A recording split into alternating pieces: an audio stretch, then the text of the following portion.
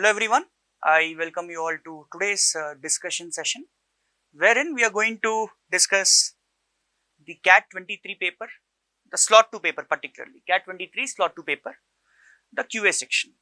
So as you all know, we had 22 questions, no, next one, 13th one. In a company, 20% of the employees work in the manufacturing department. So suppose overall employees was 5x.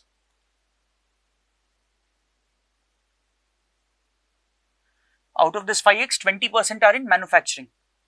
So 20% of this would mean x. If the total salary obtained by all the manufacturing employees is 1/6 of the total salary obtained by all the employees. So let's assume total salary is 6s.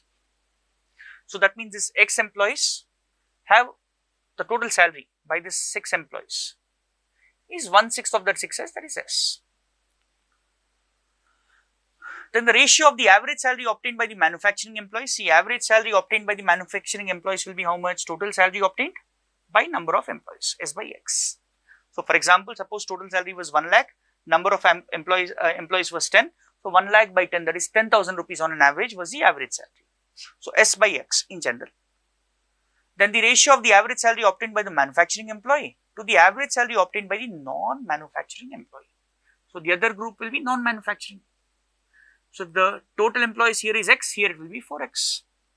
Here if the salary, total salary is s, here it will be 5s. And hence can I say the overall average salary for non-manufacturing will be 5s by 4x. He is asking us this ratio. So when you simplify, s and s will cancel out, x will cancel out, you will be left with 4:5. That should be our answer, 4:5. So fourth option choice is going to be the correct answer. Okay, I hope you are clear with this.